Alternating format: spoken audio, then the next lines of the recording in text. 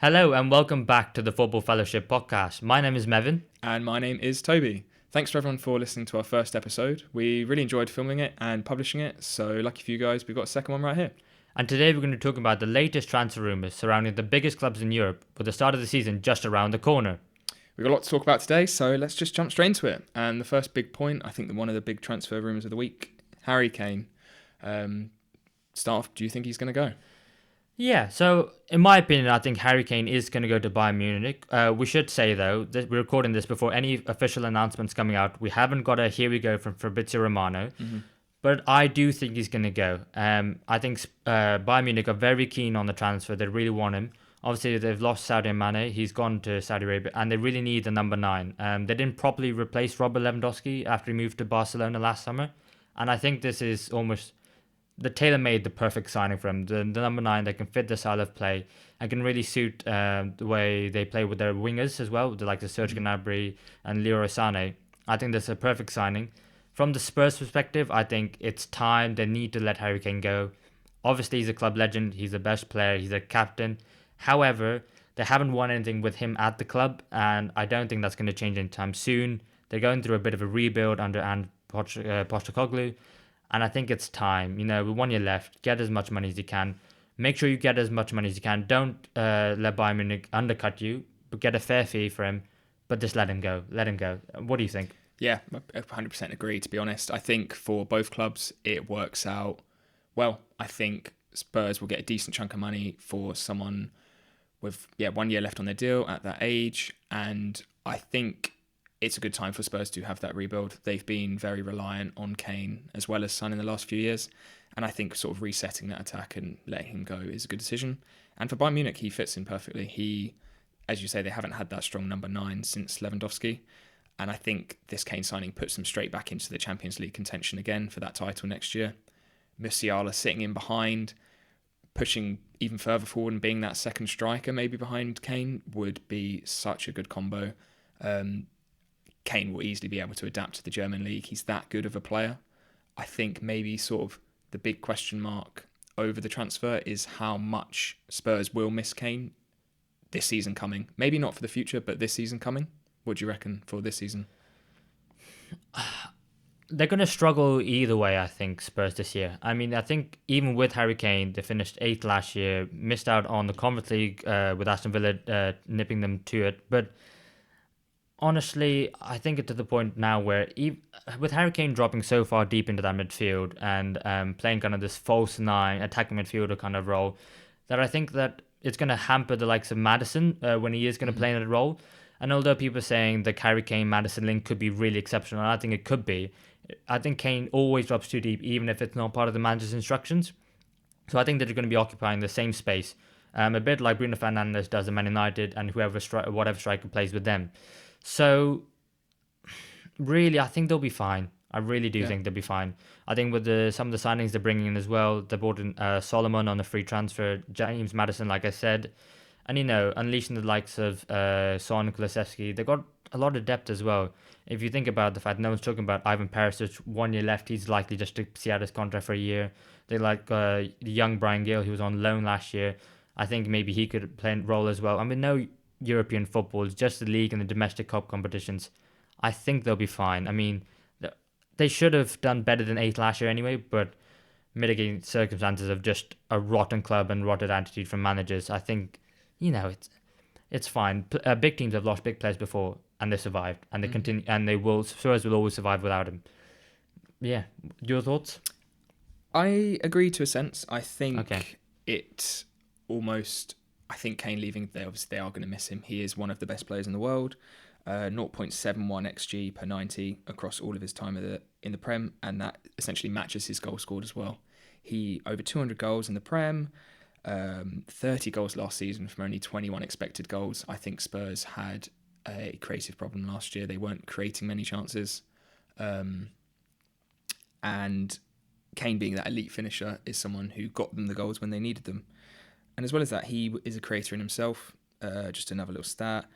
In the 90th percentile for strikers for progressive passes. Strikers making progressive passes is so rare, and he's such a such a niche player, I'd say almost. Someone who is so creative and can drop, but someone who also scores. I think having both of those is really difficult to find. And I think the amount that they miss him will depend on the other players. They need to find the goals from somewhere else. And I think, like you said, actually, I agree with you in the sense that Kane leaving will give Maddison more of an opportunity, I think. At Leicester, he is someone who is on the ball a lot and occupies that sort of that number 10 space and also progressing out to the left as well. And I think potentially if Kane was there, Maddison wouldn't shine as much. So it gives Maddison a really good chance to step up in his first season.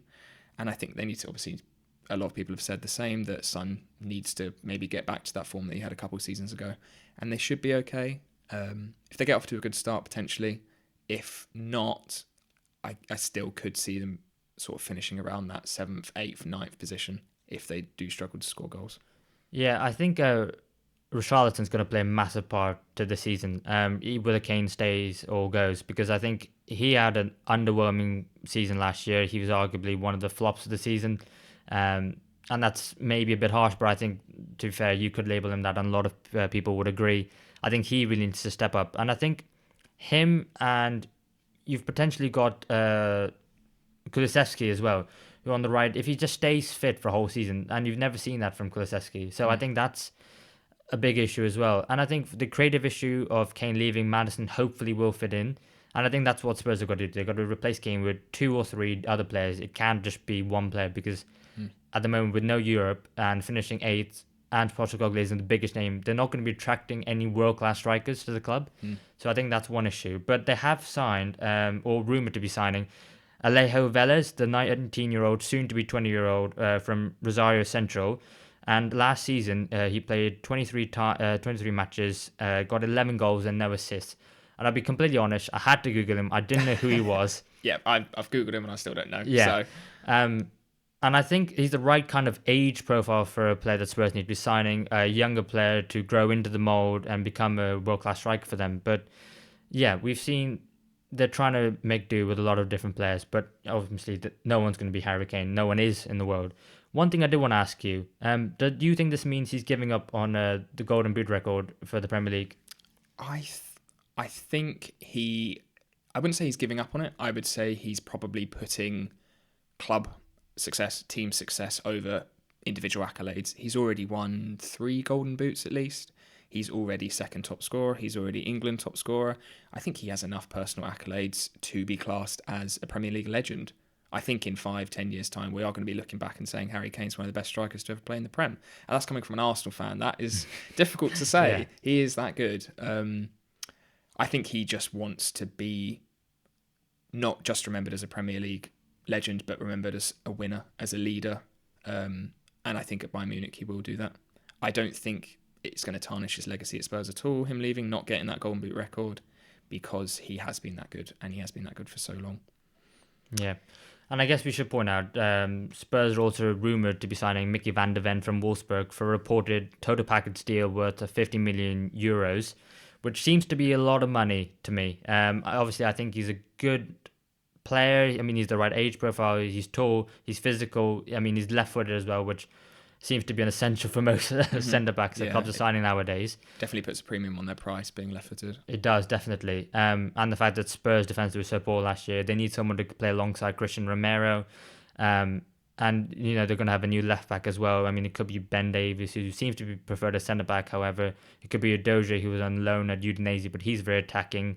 It could also be Serge Reguilon, who's making a comeback as well. Yeah, that's a name we haven't heard for a while. I know, yeah. He didn't have a great season on loan at Atletico Madrid last year, but maybe Ange Postecoglou, fancies him. We'll see. But I think it's one where Spurs maybe still need a few more players, with or without Harry Kane. But yeah, I think it's one where the squad is shaping up okay-ish. Would you agree with that before the start of the season?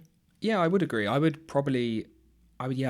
Talking about whether they would miss Kane, I think they probably have bigger problems than Kane leaving, which sounds crazy. Their defence, as you've said, they've got Van de Ven coming in, Udogie coming back on loan, which is good. But yeah, their defence last season wasn't great. They conceded the 18th most goals in Europe's top 5 league. Out of 98 teams, they conceded more goals than Auxerre and Valladolid, both who were relegated, which when I saw that, I was really surprised, actually. I knew they weren't the greatest defensively last season, but I didn't realise it was that bad. I think they with these players coming in, it seems like they're trying to not just replace Kane and get that attacking power. They're trying to build the team again, build that back four, and try and look stronger defensively. Another player we could see a bit more of this season is Yves Bissouma. He didn't play a lot last season. Obviously, then playing three back, they would want two more sort of progressive midfielders as opposed to someone who's going to be sitting if you've got three centre backs. But now that transition to two, we could see Bissouma a lot more defensive minded, sitting in front of that back two. I think they have a lot of building to do this season, but it could work. It could all gel, and it could be a good change for them. Yeah, and of course they signed Vicario as well, the new goalkeeper for Empoli, who looks set to replace Hugo Lloris. Obviously, Lloris has 1 year left on his deal, but it looks like he's going to be leaving, and I think it's about time. I think he's got a lot of criticism in the past for his performances. I think he was maybe judged too harshly initially, but now I definitely think it's time for the Spurs to move on.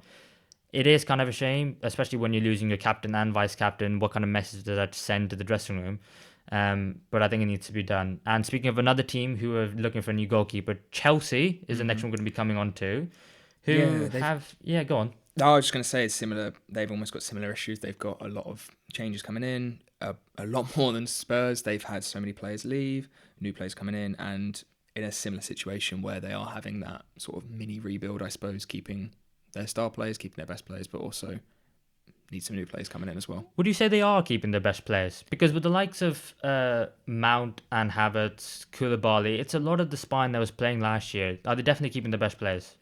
I think maybe not their players who may play the best, but the players who have played the best for them. I think Mount had a good season 2 seasons ago and 3 seasons ago. Those 2 seasons I'm pretty sure he was Chelsea's player of the season, voted by the fans.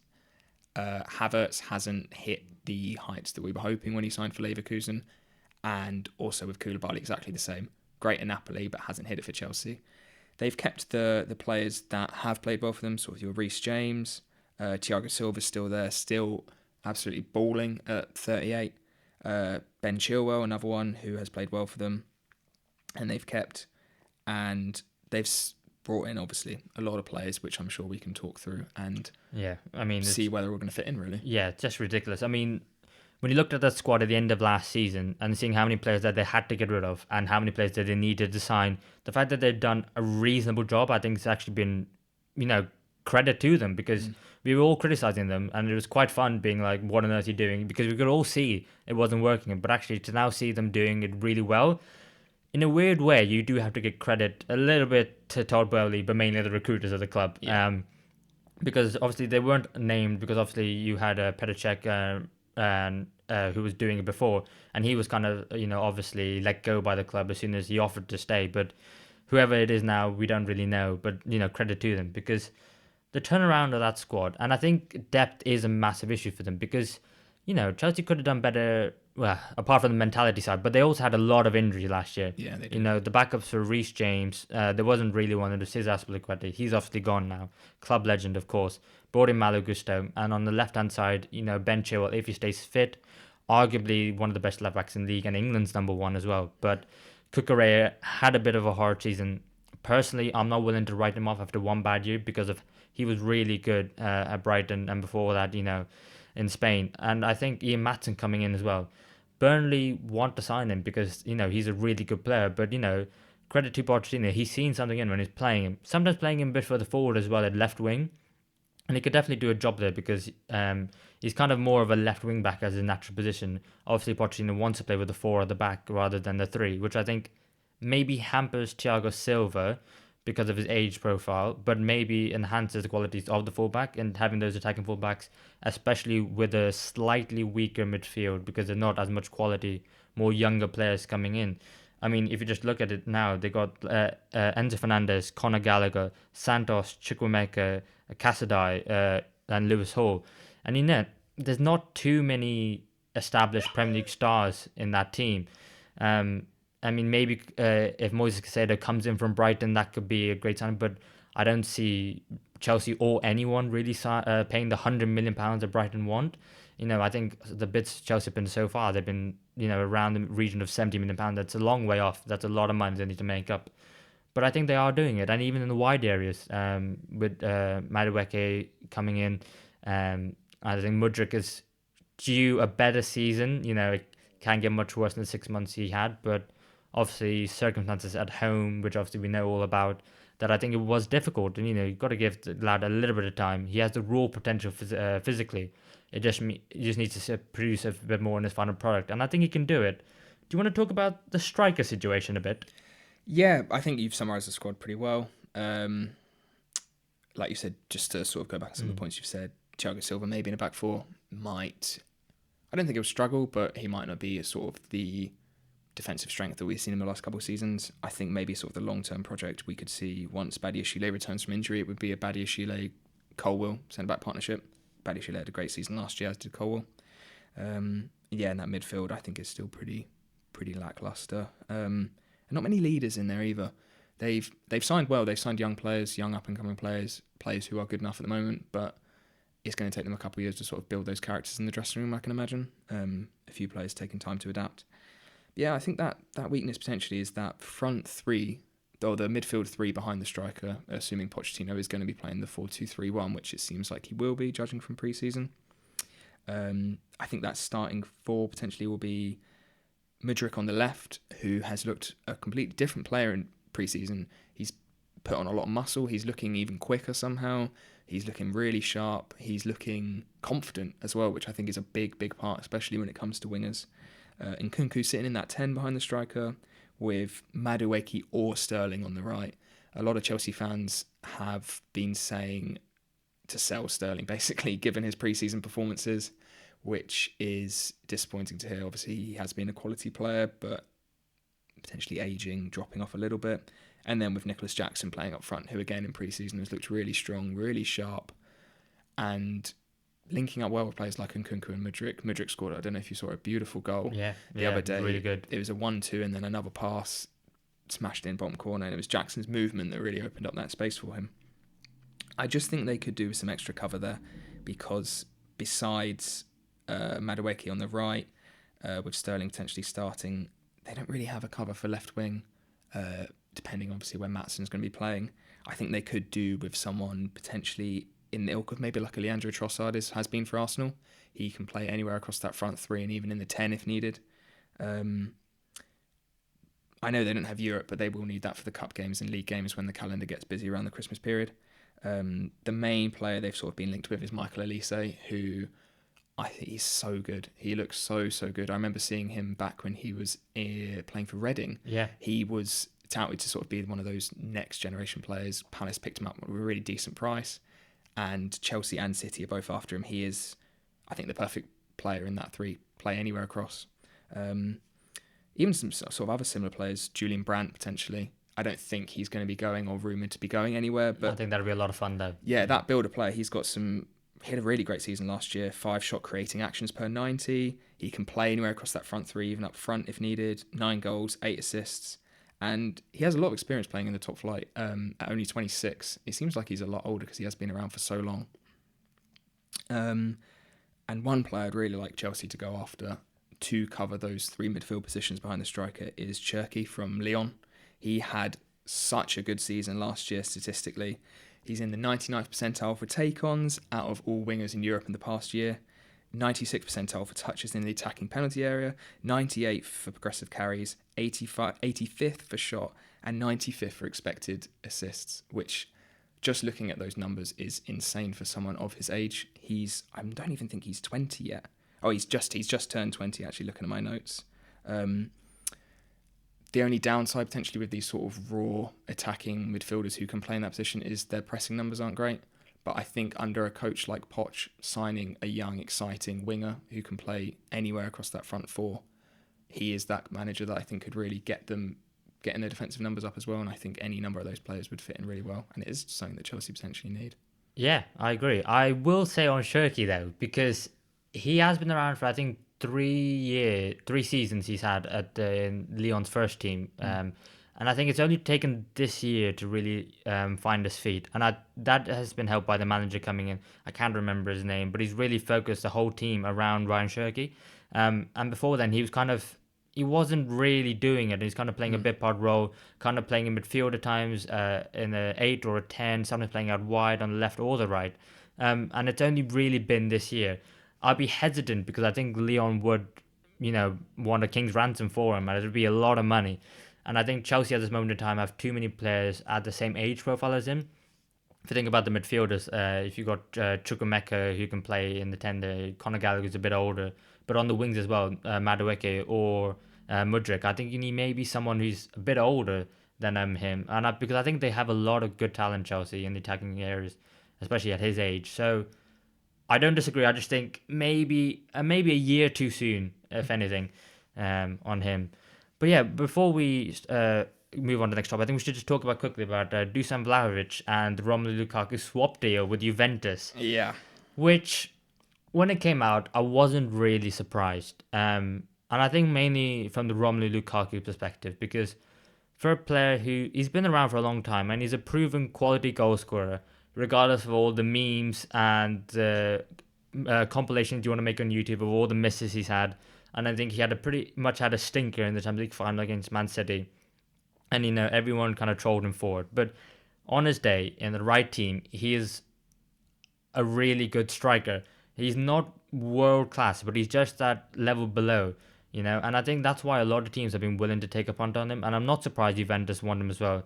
Proven he can do it at Inter Milan before he joined Chelsea.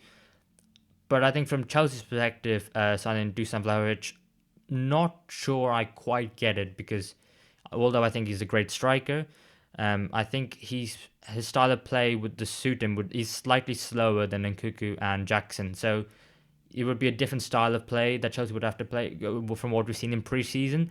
So kind of muddles up the thinking and the philosophy in which I think Poch wants to play. So from that perspective, I think it's a bit confused. He's a good player, so I can see him working. But I don't know. What do you think? I agree. I think they have a player of a similar ilk still in their club in Broja. Yeah, I think he's had that really good season at Southampton. Came back obviously to Chelsea for a year and had a few games where he still looked decent. I don't think they need a striker. I don't think that pure number 9 is their priority. I think Jackson will play most of the season. Broja potentially coming in the cup games, and Nkunku covering where necessary. I just think it's the position where they don't need to focus on. I think they should just move Lukaku on and, like I've said, bring in, if they are going to bring anyone else after all of their signings, because they've also signed Axel Disasi from Monaco as well recently. Well, I think they need to do that because Wesley Fofana, I'm not sure if he's got any working knees left. No, I don't know what's going to happen with him. It seems such a shame. He's a really good player, but it doesn't seem like he's going to be playing anytime soon. At all, really. Well, I think he might be ruled out for the whole season already. And honestly, for the amount of knee injuries he's had and serious ones, he's going to have another long layoff. Who knows what kind of player we're going to be getting? Chelsea are going to be getting back when he's fit. So, I mean, you feel sorry for the lad. You really do, don't you? Yeah, it's a difficult one, especially a player of his age still had so much to progress. Really, he was only going to get better, and that's why Chelsea spent so much on him. But I suppose that money has sort of gone now. And it's another team potentially where depth could be an option. Just moving on, leewaying potentially into the next section. So smooth. Is Man City. Yeah. They have lost a couple players, and those gaps still seem to be quite empty at the moment. Yeah. So obviously, you and me were talking about this before we started, and I'm still not quite sure exactly what to think, because it's always tough for this, because there's still several weeks left of the transfer window, but the season is just round the corner. And at this moment in time, do Man City look ready for the start of the season? No. But do I think that come after Christmas and the New Year that they're going to go on this unbelievable run and win the league? Yeah. So it is difficult because they're just that good, where, any small, minute drop-off in level and everyone picks it up because, that's how good they've been. But I do think they are lacking a little bit of depth. And it's mainly because players are being linked away. And in your head mentally, I think you have those players that's not at the club, but actually they're still at the club. Bernardo Silva is still at the club despite being linked away to Paris Saint-Germain and to Barcelona for a couple of years now. You still got the likes of Cancelo, who's still at the club. You still got Kyle Walker, who's still at the club. And I think if you think about the players they've actually lost, they've lost Ilkay Gundogan, the captain, massive loss. I mean, if Pep Guardiola could have kept him for another year or two, maybe I think he would have. But I think it's one where he just wanted a new challenge and a new chapter in his life. And if you're thinking about Riyad Mahrez going, very underrated. I feel like Mars has been at Manchester City. He's never been the main right winger playing week in, week out. But anytime he comes in, he's always done exceptionally well, especially last season's Champions League campaign. I think he's one of the top goal scorers. Every time he kept on coming in clutch, scoring goals in that competition. He is one of those players where his per 90 stats are Yeah. as good as any other player in the league. They don't look quite as they don't stick out as much when you look at the raw stats, but when you look at the minutes he's playing, his he just performs really, really well. It kind of reminds me, in a sort of a similar vein, but not quite, is Sergio Aguero in his goals per minute ratio. If he actually was fit and played more, he could have had loads more goals than he actually did. But yeah, I think it's one where they do need some players, because if you look at that midfield area especially, a lot of their players in there are quite versatile, so they will be utilised in other areas. So obviously for the six, you've got Rodri and you've got Phillips, and I think Phillips should and will stay, because obviously he had 1 year at City. You know, it doesn't help when your manager's coming out and saying you're a bit overweight, you're a bit chubby. That never helps a player or his confidence. But I think another year, I think Pep will trust him a bit more, especially in the competitions, and rotate him a bit. And if you think about in position the 2-8s, you've still got De Bruyne, Silva, Foden, Mateo Kovacic just come in. And you've also got McAtee and Doyle, who were on loan at Sheffield United last year. They've played a couple of minutes in pre-season as well. And if you think about them as your 7th and 8th midfield options, they're not bad at all, are they? Yeah. And maybe Cole Palmer will become the Man City right winger first choice. But you never know. And obviously, Julian Alvarez can just play everywhere, because he is also so criminally underrated and so good. But I honestly just think they'll be fine. I think so. I think it's a funny situation trying to talk about Man City's squad depth and potentially the lack of players, because they don't have a proper starting 11 that's every week in the league anyway. In the Champions League, they certainly do.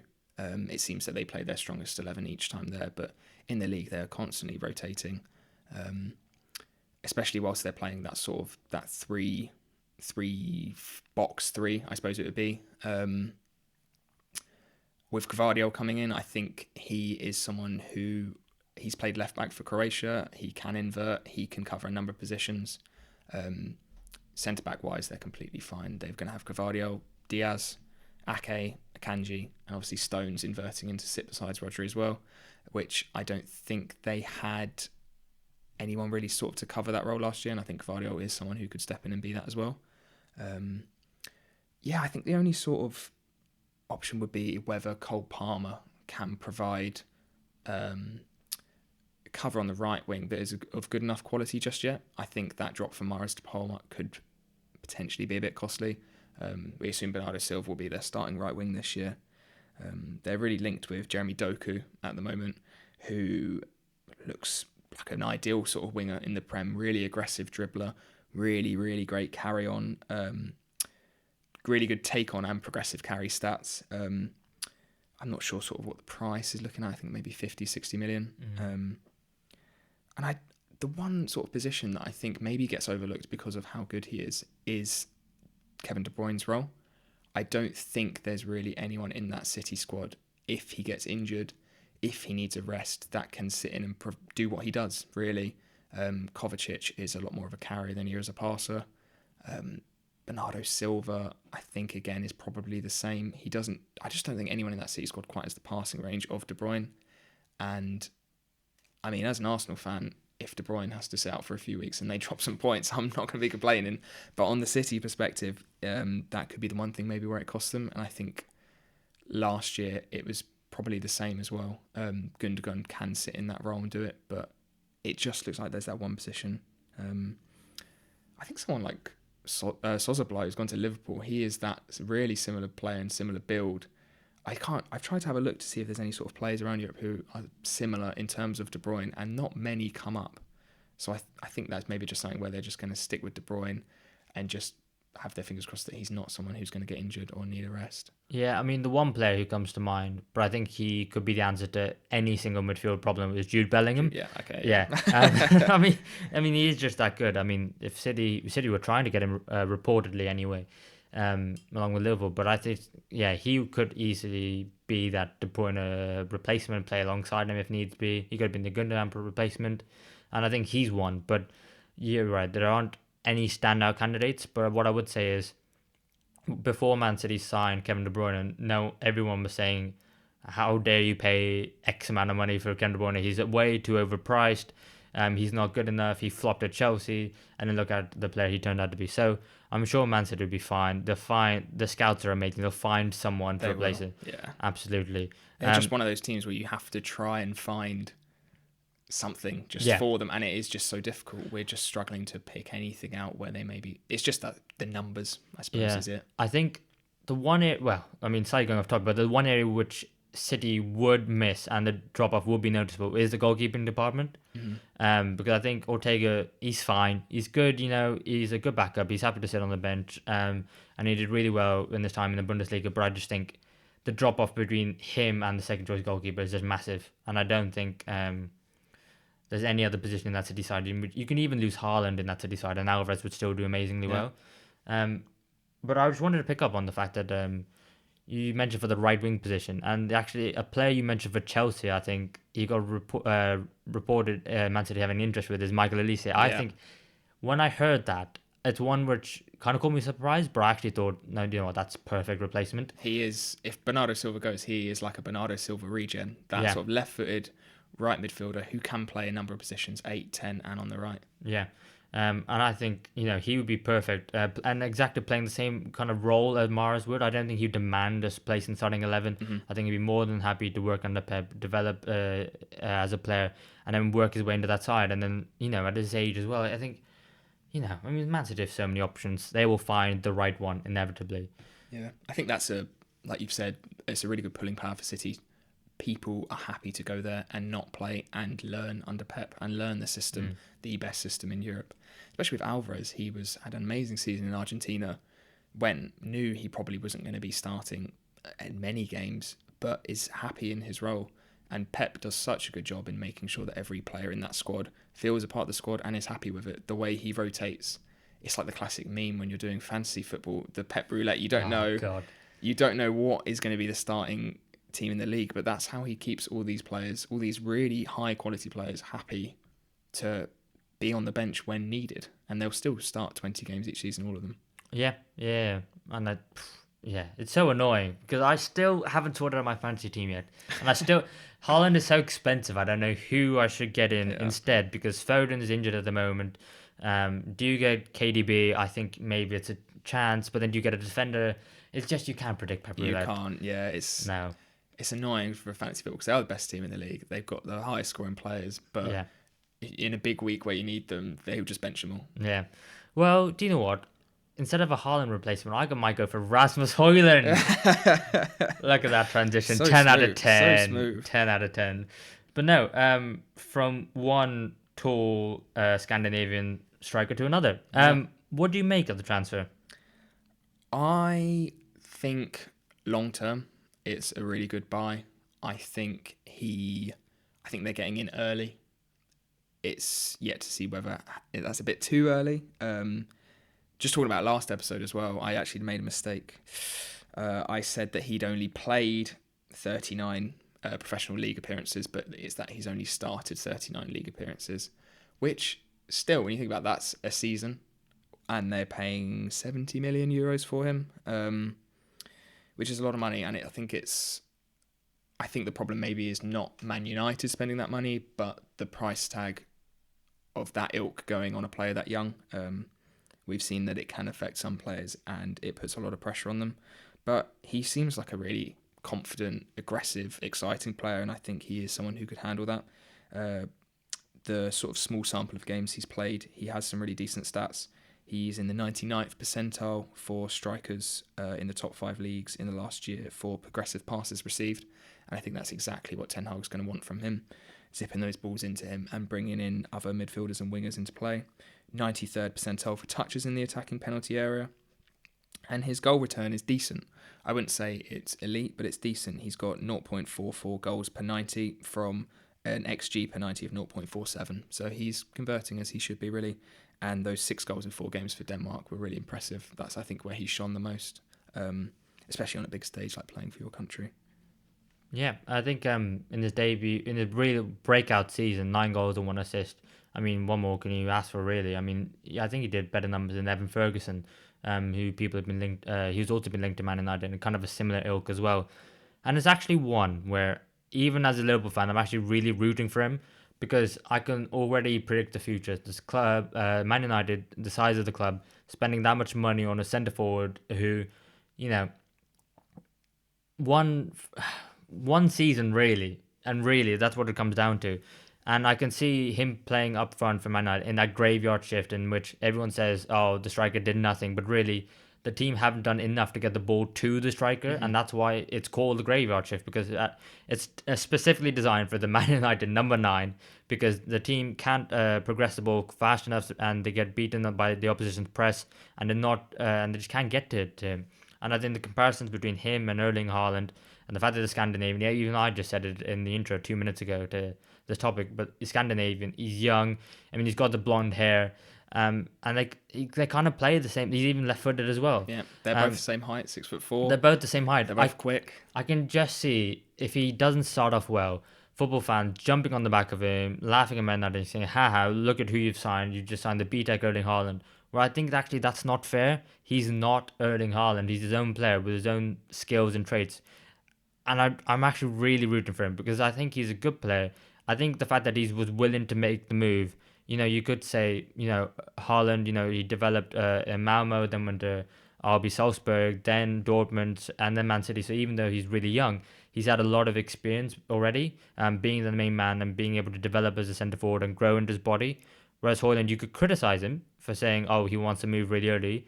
But I actually want to commend him because I think have that self-confidence in yourself to go, no, I can go to Man United, I can be the main striker and I can do the job. I think takes a lot of balls, Second episode in a row, I talked about balls. And I think, good on the lad.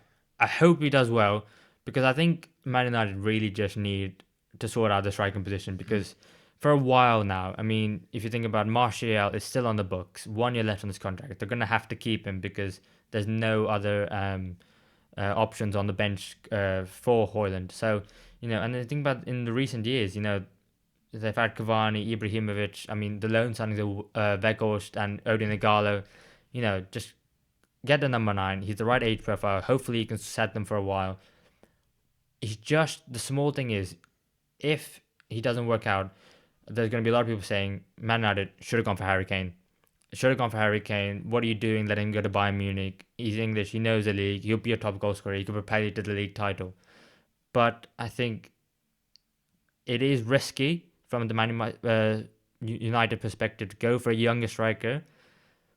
But I guess we'll just have to see how it goes. Yeah, I think sort of the conjecture of that he hasn't played many games, that it is a big price tag. I don't think it's a mistake for Man United, and I think it is a good thing. I think it's about time Man United have started taking a bit more risks with transfers, which sounds crazy. They seem to, the last few years, you look at the players they've been signing who you would think are sort of ready-made players, the amount they've spent, Harry Maguire, Paul Pogba, someone like Jadon Sancho even, who I still think he will get back to his best, but he was someone who had 2 really good seasons at Dortmund. They broke the bank and it just didn't quite work out straight away. And I think he will be a good player for them. He's going to get Bruno and Rashford and Anthony or Sancho, whoever's going to be playing, that is going to bring them a lot more into play. He is going to be able to stretch defences out. He's so quick. He can receive it into feet. He can receive it in behind. It gives them a lot of options. And it gives them a bit of height as well, especially from corners and set pieces. It'll be really interesting to see how quickly he adapts to the league, how much he starts, really. I'm not sure if Ten Hag is going to throw him straight in. I can't imagine so. I think it could be a big risk, and I think he needs to be managed quite carefully. Yeah, I agree. However, with Premier League and Champions League, I think with your other option being Anthony Martial or maybe Jadon Sancho in there, maybe Bruno Fernandes up there, I just think out of all the options they have, I think he is arguably the best already, which says something, which is why they need him really desperately. I think he will start. And I think that's why I think it's so important he gets a few goals in his initial first fixtures because I think he's going to start. I think, do they have a number 9 at the moment? Is it I Martial? think it is Martial or Rashford potentially playing up top as well. Yeah. As an option. So I think I think for me he's going to be the striker, and that's why I hope he starts and does really well because I hope so too. I hope they don't. It's not the bandwagon jumping on that he hasn't scored in his first 3 games or something, because you can, like you said, you can see it happening, and he is a long-term project for Man United. He's not coming in to score 20 goals right away. He's coming in to make the team better, and not better straight away, but better over a couple of seasons. They are building more of a project there now. Yeah, I do think even though, regardless of how he starts, he needs to be consistent, because obviously Martial had a really hot start to his career at Man United, but then obviously everyone talking about the fact that he had that Ballon d'Or clause in his contract, and to be fair, after the first season, it looked like it, maybe, because he was another teenager, maybe even at the time, or maybe he was 20 when he joined, but he was super young, did really well, but then you've seen how his career's petered out, so, he needs to stay fit, needs to hit the ground running, and most importantly, Man United fans just need to be patient with him, really, more than anything else. Yeah, because at the moment he is, as good as Hojlund is in a lot of stats, that sort of receiving the ball, moving it on, and getting other players in, he is not an elite finisher just yet. Looking at his stats, he doesn't actually take that many shots per game. He's only taken last season around 2.5 shots per game. When you're looking at sort of the top level strikers, the strikers in the top 6 teams in each league, they are taking at least 3 a game, moving up to 4 when you're looking at sort of your Kanes, Lewandowskis. And his finishing is actually decent. His shot on target percentage is around 50%, which is really high. It's about the 94th, 95th percentile for strikers in Europe. So I don't think he's going to be the player who's going to come in and get loads of goals straight away. Which, like we've said, is a bit of a worry. I just want him to come in and make the team better, and I think he will. Okay, before we move on to the next topic, predictions. How many goals and assists is he going to get this year in the league? I think a good number for him would maybe be sort of that 15 to 20 goals and assists range. I think that's realistic. I don't think it's asking too much. But I think he's going to come in and play really well, but maybe the numbers won't be crazy high. I agree. I think considering his record at Atalanta last year, I think he needs to be pushing towards 20, but I think he might get that in all competitions, not just the league. I think in the league he might be a bit lower. Well, to be fair, now that I'm saying it out loud, he might be like under half of Haaland, whatever Haaland ends up getting. Yeah, who knows? It's crazy to think of how good he is. But yeah, I think he needs to be pushing 20, and I think he might get that in all competitions. How many do you think Haaland's going to get in the league next year? How many did he get in the league this year? I lost track. 36 okay. in the end. Well, it's always that thing of, now that you know how he's going to play, can you stop him in the second season round? However, he's so good, and City are so good. Do I see a little bit of a drop-off? Yeah, sure, because if I think about it, really, the first half of the season, he was just scoring for fun. He was like hat-trick after hat-trick. I'm going to say he's not going to get 30. He's going to say 28. That is the exact same number I had in my head. I'm not even joking. We definitely didn't plan that before. So I'm going to go 29. 29. And then if he gets more than that. Oh, great. Yeah. To be fair, I would rather have gone higher than lower, especially with him. But yeah. Yeah, I think there will be a slight drop-off, but he'll still be banging them in, and he's still going to get a lot of goals. Whoa. Stop talking there. It's quiz time. We're going back into Football Only Connect, as we did in the first episode, carrying on the challenge. Number 2. For anyone who missed it last time, it's called Football Only Connect. We've each gone away and created a list of 5 players, all who have played for the same club, and that is the club that our opponent is trying to guess. So we start with the most obscure player from that club. If you get them, you get 5 points, and then we go down and down and down, and they get more and more obvious, and you get less points as you go. Get a guess for each player. Earlier you get it, the better. Last week it was 4-4. We both got it on the 4-pointer, which was actually really good. Yeah, well, you gave me... No, who did you give me? You gave me... Fabinho, and that was for Real Madrid. It was a bit easy, so I think I've toughened it up a little bit. Yeah, well, I gave you Derby County, which was, I think, a lot harder in comparison. So I think maybe this week we were saying we've maybe found like a middle ground. Yeah, I think maybe I've overcompensated and made it too hard, but we'll see. Oh, okay. Who wants to go first this week? I listed. Did I just do it first last time? I can't remember. No. I said first and you guessed first. Okay, so should we go the other way around? So I'll give you my players first. Oh, okay. I hate guessing. I just don't want to show myself up as being not knowing anything. Okay. Despite having a podcast. Yeah, go on. Right, come on then. Football Only Connect round 2. And your first player is Peter Schmeichel. Oh, see, I mean, obviously you're not going to go Man United. Obviously you're not going to go Manchester City. Which are the obvious ones and arguably the only two I know. So, great. Man City. It's not Man City. Yeah. So your second player is Ricardo Quaresma. Oh, I don't know. I told you, Toby, last week. Anyone before 2010, I'm unsure of. So, okay, Charisma. I'm really showing myself up here now. We're going to have to cut and you're going to give me a hint. Yeah. Quick Google. Oh my God, I really don't know. It's all right, take your time. Shall we say Juventus? It is not Juventus, Oh my unfortunately. God, I don't even think either of them played for Juventus. So the third player is Rafinha. The one who's currently at Barcelona. That is correct. That is correct. Yeah. Also, there's another player called Rafinha. Just to confirm it. Yeah. Because fine. it's most likely not going to be their current club at BBC. So it wasn't Barcelona. Was it Leeds United?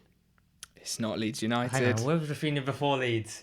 That was your answer, wasn't it? Yeah, Leeds Oh, United. okay, yeah. I was trying to think. Where was he before Leeds? Oh, God. So your fourth player for 2 points is Acuna. Who? The Argentinian left back. Oh, I thought so. I don't know. Where is he now? Oh my God, Toes. I'm going to get zero. I should have gone first. I thought you would have got this on this. No, because so he's I I remember his FIFA card that he had at this club, and it was pretty decent, I think, unless I'm not mistaken. I wasn't an ultimate team kind of guy. I was a career mode. I didn't play with teams outside of England normally. Sevilla. It's not Sevilla, unfortunately. Oh my God, I'm getting zero. For 1 point, I think you'll get it here. It better be a one club man and very, very obvious. There's a little fact that I might give you if you struggle as a clue for this one. Let me get zero. Let me embarrass myself. Bas Dost. I don't remember him. He is a Dutch striker. He is a bit of a legend at this club. I'll give you Ajax. It's not Ajax, unfortunately. Fine. Bas Dost was the second top scorer all time at this club, which was really interesting. Feyenoord. It's not. I'll give you another fact as well about the club. I think it's Islam Slimani, fourth top scorer at this club ever. If you think the old Leicester striker, yeah. If you think of maybe Quaresma, I'd probably say is your biggest hint for where this club is based. Where Quaresma played. What nationality Quaresma is? Portuguese, Porto, Benfica, Braga. No. Have you not said that yet? Which one have I missed? Sporting Club de Portugal. Oh, my God. Nil point. Oh, God. Maybe that was too tough. Swiftly moving on. I was just going to say, there's a couple of interests. Peter Schmeichel playing for Sporting.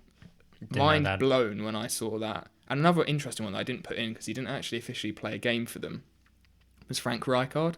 He signed for Sporting after he was in the Dutch league, I'm pretty sure.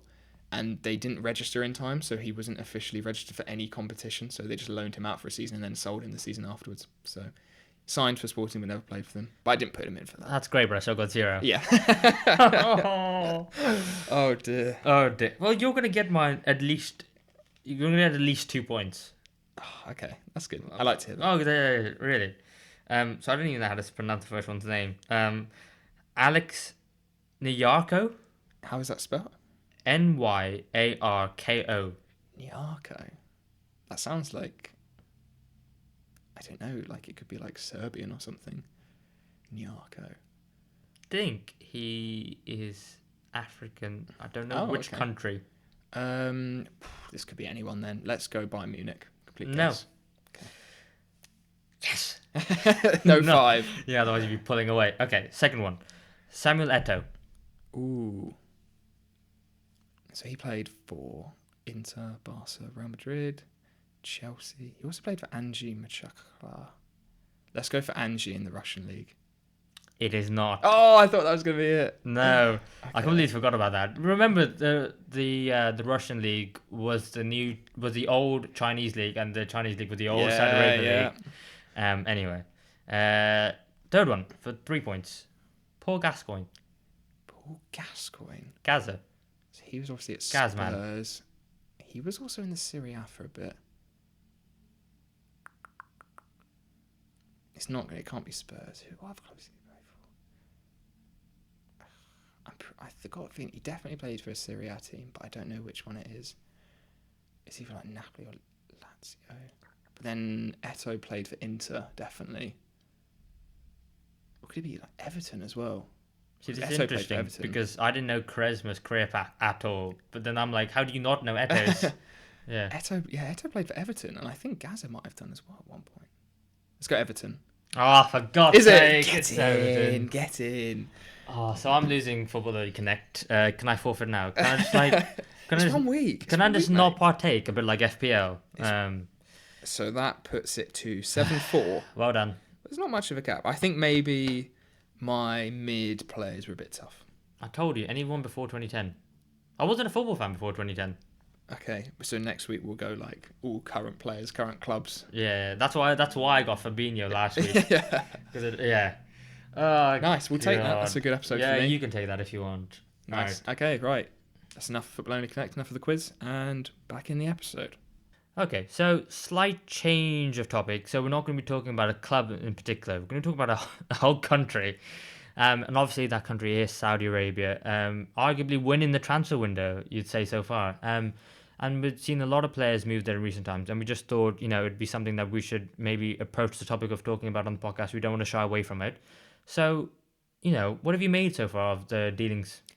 It's been interesting. When you look at it on face value, I think they are the 5th highest spending league in the world, spending more than La Liga at the moment.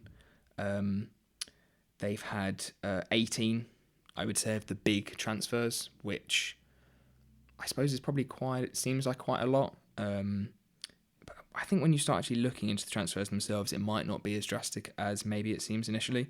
Of those 18 big transfers that have happened, those transfers from big clubs to Saudi Arabia, they've actually only been going to 5 different teams, the top 5 teams in the Saudi Arabian League. And again, of those 18 transfers, there are only 7 who are under 30, who could potentially be playing still in Europe at a decent club, sort of that top half of the league club. And those players were St. Maximan, Jota from Celtic, Sadio Mane, Neves, Milinkovic-Savic, Seko Fofana from Lens, and Moussa Dembele from Lyon. And even then, you wouldn't necessarily say many of them are elite players. The other sort of transfers you're looking at, your Kante, Benzema, Koulibaly, Henderson. Again, good players 3 or 4 years ago, elite top-level players. Not so much now. The other 13 teams in the league have almost spent nothing. A few free transfers, a couple notable names. Jason Denayer, I think his one has gone for maybe 3 million. Is he the Belgian centre-back? He is, yeah. But then a lot of the other teams just almost no business signing amongst themselves various Saudi Arabian players. And as much as sort of the narrative is of, Saudi is going to be the next big league, I still think a lot of these are promotional signings. I don't think they're particularly increasing the quality of the football in the league just yet. And maybe it's not as bad as it seems. Yeah.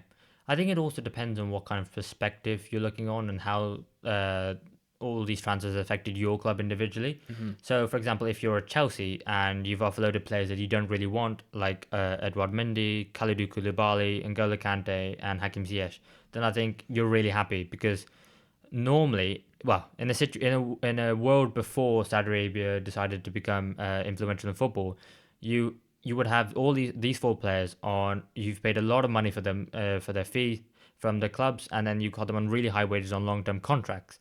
And now, all of a sudden, you've got a market in which they want these players with high profiles, big names, to come over. You can still demand a reasonably decent transfer fee, and they're willing to pay their wages, and in some cases, actually increase them as well, to encourage the players to go there. So it creates another market for Premier League players when the Premier League clubs have made bad transfers I put that in quotation marks, bad transfers, because, these aren't bad players. It just hasn't quite worked out for them at their clubs.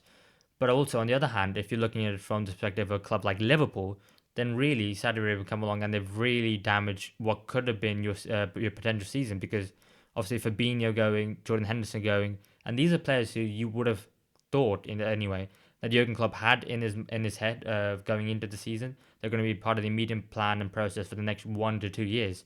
So to lose them, and Liverpool haven't even signed anyone yet. They've been linked with Romeo Lavia. They've been linked with a whole host of defensive midfielders. Even this new guy from Brazil, who I can't remember his name now, but they're really struggling without them. So it depends on what perspective you're looking at. But I've actually put it down to 4 signings, which at every stage they changed my thinking about the Saudi Arabia project. So obviously the first one is Cristiano Ronaldo to Al Nassr. Of course. Obviously the biggest one, the most high profile. And at the time when he was at Man United, a lot of people were saying to me he wouldn't go. I said, for the amount of money they're reportedly offering, I think he'll go, because I don't see him going anywhere else. So that was the first one that kind of put Saudi Arabia in the map for me.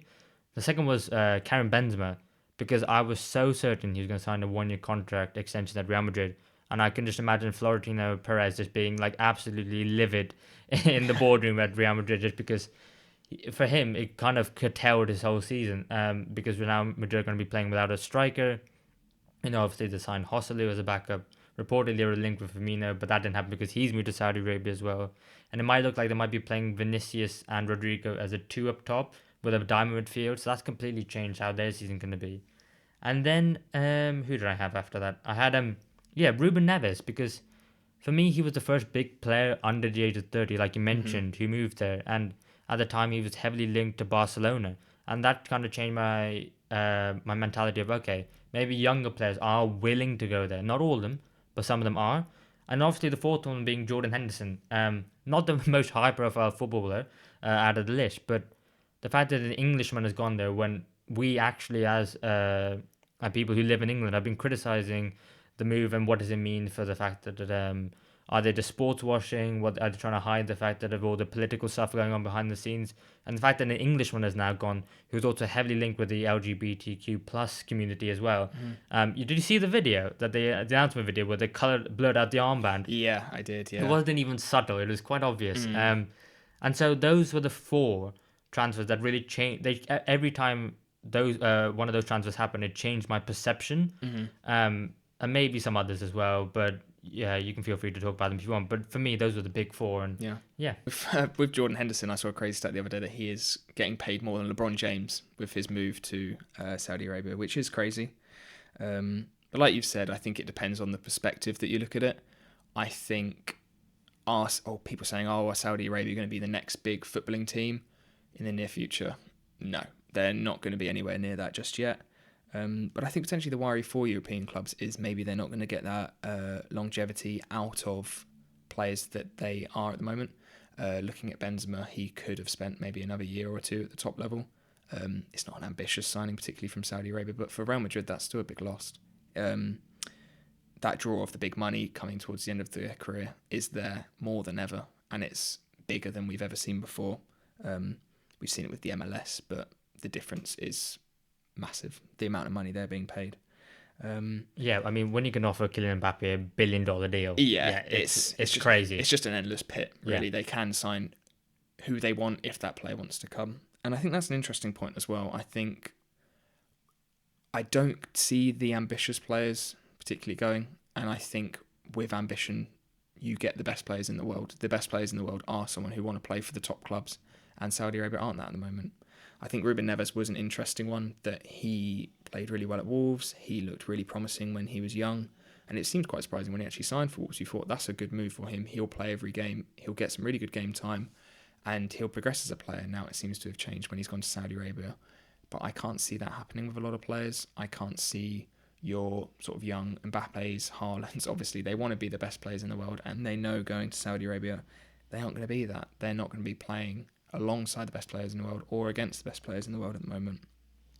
It's all these sort of hypothetical questions. I'm trying to picture the goal of the Saudi Arabian Football League at the moment. I think the football quality, if they're trying to get that up to make themselves a big watch league, it's not going to come from these star players. I don't think the Ronaldo transfer I don't think people went and watched Saudi Arabian football when Cristiano Ronaldo went much. I think if you took an example of, say, of the NBA, if some of the top NBA stars moved to the English Basketball League, are the NBA fans going to start watching the English Basketball League? Probably not. It's going to be such a small percentage, and I don't think it's quite the way, if that's what they're trying to build, is to do it. Maybe to get that sort of noise about it at the start, but I think as a long-term goal of trying to build Saudi Arabia into one of the big football leagues in the world, I think these types of signings aren't the way to go. Well, I think if they do want to be one of the biggest leagues in the world, they just got to keep going with this. Because you get all these big players, and then all of a sudden the demand has to increase. Because just the fact that I think when Ronaldo joined, I think Sky Sports were live streaming all of his games on YouTube. So I think that's easily accessible there. I mean, just to make it there on YouTube free for you to watch if you want to, not even having to pay a subscription to Sky Sports, for example. But I also think the fact that we're talking about this right here, right now, other people in the media and sports media are talking about it as well. I think it's becoming a more noticeable thing, and it might think that, we'll have to see if it stays or not. But all these big players are, obviously Saudi Arabia beat Argentina in the World Cup. All these big players signing, they're obviously encouraging, the local, the people of Saudi Arabia to get into football a lot more. I think it's already the most popular sport. And if they have the facilities to also get more young players involved in the game and engage, then I think, that's going to be positive. And eventually the demand will be there for, TV companies to have the rights to these games and broadcast them, because once they get that money, and I think it's just one big full circle, which the only issue is they're going to have a bottomless pit of money every single summer, every single January. And if they can do that for about 10 years, then they will have a league. I will say, though, because to break the hold that Europe has on football and the fact that Europe is seen as a destination for top footballing talents, if you want to break that, regardless of which part of the world you are, it will take money. So how on earth is, for example, Asia or North America, South America, Africa, how are they going to attract football and higher quality football players to their countries and leagues? It is going to be money. Yeah, I think at the moment the only pull is the money. Obviously, Western Europe has such a monopoly on club football. They always say top 5 leagues. Top 5, they're all in Western Europe. The only way to break that at the moment is money. But I think, in a sense as well, that only attracts certain sorts of players, those who are aging or those who maybe don't have an ambition at the moment to be the best. I think those types of signings are a good thing for Saudi Arabian football in the short term. I think their most important goal at the moment, as you've said, shouldn't be getting interest from the rest of the world. It should be getting interest from Saudi Arabian people themselves, building their players, because they do have a foreign player policy. They have, is it 8 max per squad? Yeah. So say they've got a squad of 24. That's 16 players who need to be from Saudi Arabia. And that is where potentially there is going to be a big difference between these key signings and those Saudi Arabian players. But if that's attracting people, they're getting a good youth setup. They've got the money to have to put into that as well, which hopefully they are. I really hope that is something they are doing, and sort of diminishing that gap between the top quality foreign signings and the Saudi Arabian players. Then, yeah, potentially that could build into something, but it's going to take a long time before they get there. And I think to break that monopoly as well, there's got to be some sort of a plan from Saudi Arabia, whether that be, I know they're talking about an Expanse Club World Cup, where it's going to be 32 teams, I think they've said, with sort of 10 teams from Europe, your like Champions League, Europa League winner, and then the people with the top like UEFA points, whatever they call it, and having a big Club World Cup. That's a possibility that could happen that would get Saudi Arabia into that. Is Saudi Arabia going to do something crazy like another, I can't even remember, Super League, maybe joining with UEFA to get a Super League, maybe even trying to get into UEFA themselves to be part of the Champions League. I'm not sure what the long-term goal is, but it's, for now at least, it's interesting of something to see of how it's going to progress. Yeah. And I guess I think moving on to another club who have seen a lot of transfers in and out is Barcelona. And obviously they've been looking at signing João Cancelo, who we talked about briefly as a Man City, talking about leaving. Obviously, he's been on loan at Bayern Munich for 6 months. Didn't have the best spell. Now back at Man City, and now it seems like Xavi wants him at Barcelona. What are your thoughts? Yeah, it's if you would have said that 2 seasons ago, or even 1 season ago, start of 6 months ago. start of last season, I think any club in the world would have taken him and paid a really premium price for him. He is one of the best attacking fullbacks we've seen for the last 4 or 5 years. He can play any number of positions that you would play in the fullback, whether that's playing out wide, whether that is inverting. Defensively, maybe not the strongest, but I suppose when you're playing at those top level clubs, they're looking for the attacking fullbacks, not so much worry about the defensive side. The only question mark is that of disciplinary. It sounded like he had a big falling out with Pep. There's rumours that he threw a football at him at training, which is where it started. You were just trying to play headers and volleys. That's all it was. I mean, Pep's the sort of manager, you do any sort of thing out of line, you're out. And that is obviously a big disrespect, I would say. That's with Klopp, and they're laughing together, they're playing kiki ups, But Pep now. Pep, that's a straight out the squad, which he did, and he's stuck by his word. And I don't think City want to loan him this year. I think they want to get rid of him. The big question mark is probably for Barcelona, the price, how much City are going to want for him, and whether they can actually afford that. The Barca squad seems to be changing so much, and such sort of strange signings coming in, like people like Romeo, who they paid that sort of, I don't know if they got one a free, and they were potentially even struggling to pay 4 or 5 million to get him. So it's a big risk if City are looking to get sort of 50, 60 million. But I think where he goes, and if he plays and is happy there, he will get back to his best, and that is one of the best fullbacks in the world. Yeah, it kind of feels like one which is kind of accidentally falling in place, because obviously Barcelona didn't want to lose Ousmane Dembele, but it looks like he's going to be off to PSG, and Barcelona Xavi wants to definitely use part of that fee to pay for a new right back, because they've had a myriad of issues at right back ever since Dani Alves left the club. A stalwart, a club legend, and I think the most decorated player in history of football. He's definitely up there. He's definitely in that top 3. Yeah, I saw some crazy stat about that. I think he's up there definitely. Yeah, he's one of the best right backs of all time, you'd say.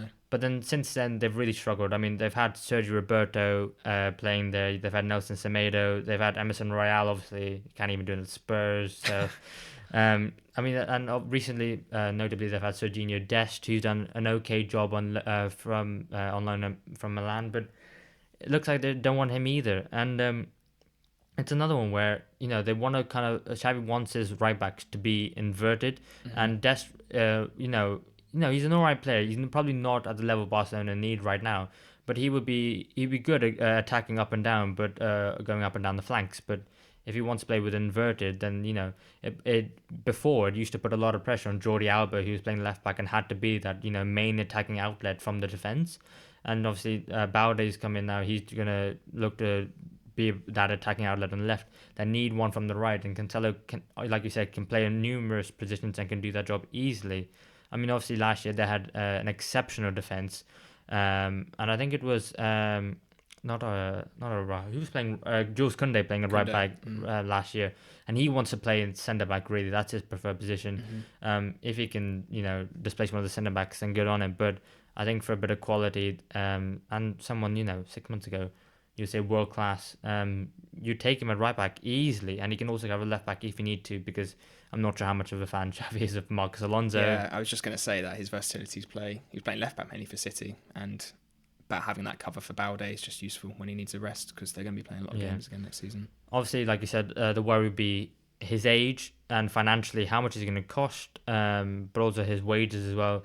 Can Barcelona accommodate any of that? I mean, it looks like they're going to be losing Franck Kessie, who's going to be going to Saudi Arabia, so maybe that frees up a few more options in terms of the wage bill.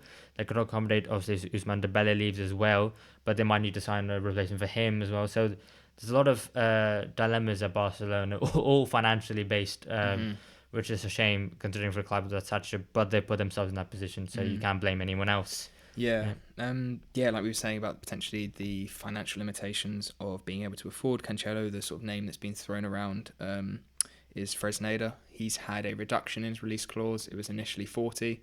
Now, since Valladolid been relegated, it's gone down to 20. It's a lot more affordable. Probably a bit more of a risk, you'd say. hasn't played a large amount of football. Obviously, he's only 18 actually. He's 19 soon. So yeah, a lot cheaper, but potentially a bit more of a risk given his age. But he is also a player who can invert. He played a lot inverted. He's got decent numbers, good defensive numbers actually, a lot better than Cancelo's, which is something to consider for them. I don't know if you've seen much of him play or what you reckon, which would be the better option for them, I suppose. Yeah, I saw a little bit of him towards the back end of last year because of the fact that there were a few teams, especially Celta Vigo, who were at risk of going down. And obviously, former man Diego Aspas, I had to watch it The main man. and see how he did. So I did watch a couple of games of him. I think the fact is, I think Cancelo is the better option. Obviously, his age is going to cost a hell of a lot more in terms of fee and wages. But I think for the issue with Fresneda is because he's so young and because of the Real Valladolid team he's playing in, they were so defensive because they had to be to try and stay up. That I think he's kind of lacked that on-the-ball development. He's okay, don't get me wrong, but I don't think he's as world-class as Xavi would like him to be, and Cancelo is that, especially if you're looking for a team who, are looking to retain La Liga and to go further in the Champions League than they did last year. For me, it's Cancelo.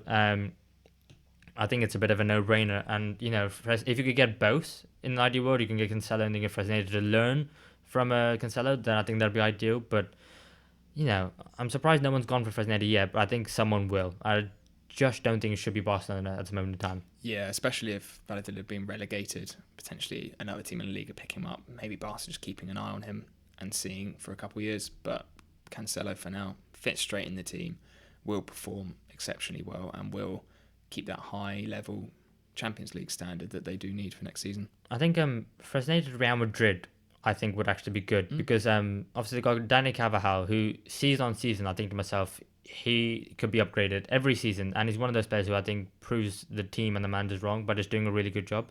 But he's not great attacking wise. He's good, but he's not great. And I think Fresneda kind of matches that mold as well. Yeah. So I think it could be one if you bring him in to be the understudy to him. Definitely. Because I think Lucas Vazquez has been playing that right back as well, and I think it's time where maybe they want a Spanish player to come in there to keep the homegrown good. I think you could bring him in, learn from Carvajal, and then develop into that player for Real Madrid. So I think Madrid rather than Barcelona. Maybe a bit controversial. Well, it's another kick in the teeth because Barca were after Arda Güler as well. They wanted to bring him in, but Madrid got him, chose Madrid, and he's gone there. And that's another talent that Barcelona have potentially missed out on because they're not willing to take that risk and spend a bit more money given their situation. Yeah, but again, like I said, I think it's self-inflicted. So not too much sympathy from me. Yeah. but also I would like Real Madrid to not be just so good. Yeah. I'm not hoover up all the amazing talent and leave some of the rest of us. Yeah. Yeah. One final topic, which has been an interesting transfer rumour. It seems to be progressing pretty well. It seems that, I think it was either today or yesterday, that personal terms have actually been agreed and a bid has been put in by Arsenal. I think it's believed to be 25 million. For David Raya. Yeah. A little lower than Brentford were maybe hoping for at the start. It's a really interesting one. It's sort of come out of nowhere, and I think Arsenal would probably be one of the last teams in the league that you would think would bid for him. Yeah. So initially, start of the summer, I thought, okay, Spurs are going to go for him. Obviously, they got Vicario. Man United were going to go for him. Obviously, they got Onana. Bayern Munich still may go for him, but it seems like David Raya's preference is Arsenal, which is really, really interesting because obviously after the horror injury that Manuel Neuer had while he was skiing, definitely not in this contract as one of the things he should be able to do, but did it anyway, and he had the falling out with Nagelsmann as a result of it, and then he kind of ostracized a club legend, and one of these issues why Nagelsmann ended up leaving. That's a separate topic, but I definitely think with Jan Sommer going to Inter Milan, there is a space available for, a goalkeeper who's excellent with his feet, and you've got the stats to come up in a second. But I think Bayern Munich is actually a better destination for him than Arsenal, but he wants to go to Arsenal. That's a preference. And do you know what? If he wants to go to Arsenal, I'm thinking to myself, he's had some reassurances made to him that, it's not as simple as Ramsdale going to be the number one. You can compete for this place. You can potentially take this place. And if I was Ramsdale, I would be fuming because I think after this one season he's had at Arsenal in North London, you'd say to yourself, okay, he's a good season, more to develop on. And now to hear that, you have had Raya coming in to compete for your position, And I know people talk about the fact that you're going to have competing players in every position. I think goalkeeper is one where you don't need it. For example, if you look at Man City and they got Ortega, good player, definitely not competing with Edison. You've got Alisson at Liverpool, Kelleher again, good player, definitely not competing. Man United, Onana, I don't even know who they have as backup. Probably Dean Henderson, but he's going to be looking to leave. But all the best goalkeepers in the world, I think they all are established number ones and know their place. And I think goalkeepers, they would rather know their place in the team than have to compete and be unsure. So I'm a bit confused, but you're the Arsenal fan, so I'll let you say your thoughts. Yeah, it is very interesting. I think the last time we brought in a keeper we weren't sure if he was going to be a starting keeper was Ramsdale. Brought in Leno, shipped off next year. Leno was a great keeper for us. He's been really good at Fulham, and his stats at Fulham have been fantastic still. He just didn't fit our style of play as much as Ramsdale. And it'll be interesting to see whether it's the same case with Raya. Is he fitting our style of play more than Ramsdale, even if it again is only a slight improvement? As you've said, he must have either been told he will be the number one, or he will be really pushing for that number one. Otherwise, why would he agree to come? He could go to a number of clubs and be their starting keeper. And I think a lot of this actually stemmed from our goalkeeping coach, who used to be Brentford's goalkeeping coach. He seems like a massive fan of David Raya, and I can certainly see that being a big part on Arsenal's case. Maybe an area where a lot of fans didn't see that we need an improvement, but the club have seen something where potentially we can improve, and it is those slight differences which are going to make you a better team, push you up towards Man City and get us further in the Champions League, because we are still a little way off, and those slight differences, no matter how strange they may seem, could be the big playing part. And looking at Raya's numbers last year, if you just look solely at those, it is an improvement on Ramsdale. As big a fan of Ramsdale as I am, and as well as he played last season. Raya, most saves in the league at 154, and he also had the top shot save percentage in the league. So it wasn't just the volume, but it was the percentage. His percentage was 77.7. Ramsdale was actually 11th in the league on 70.6. So he wasn't one of the elite keepers in terms of shot stopping last year. Carrying on from that, you got Raya's post-shot expected goals minus his goals conceded. So after the shots taken, the quality of the shot compared to how many he actually conceded. David Raya prevented 5 goals in terms of this stat. Ramsdale actually conceded 2 more than you would be expected post-shot.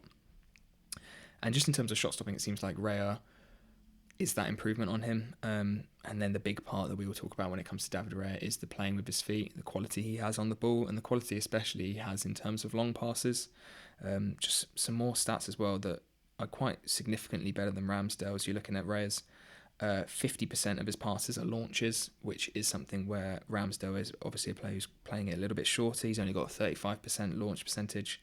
And then in terms of overall passes as well, Raya, 1,367, most in the league. Again, all of these stats, he's ranking top of the league. Ramsdale, under 1,000 at 956. I think that puts him around 7th or 8th. And it is such a strange decision, because if I hadn't looked at these numbers and you would have said, who do you think is the better keeper? I probably would have said Ramsdale. Is that because he has his moments? He's pulled off some fantastic saves.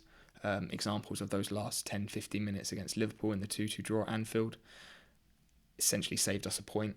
But maybe throughout the rest of the year, he hasn't been as good as we have initially thought. And he has made a few mistakes. We mentioned this before we started filming, against Southampton in that crazy 3-3 draw at the Emirates. Within a minute, it was a poor pass out and it conceded a goal, and that was one of the games where it potentially lost us the title. He's maybe not the most confident catcher of the ball either.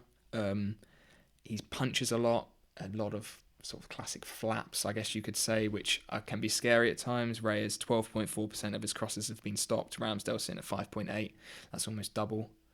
And I think for Arsenal, it has been this season looking at those really slight differences that are going to make us better. As ruthless as it may sound that Raya will be a replacement for Ramsdale, I'm not sure we would spend that much money on a backup keeper if he wasn't coming in to potentially be that number one. I think the key word you just said there is ruthless, because I think everyone else looking at this is going, oh my God, Arsenal are going to go get Declan Rice, record transfer fee for a club in the Premier League, 105 million.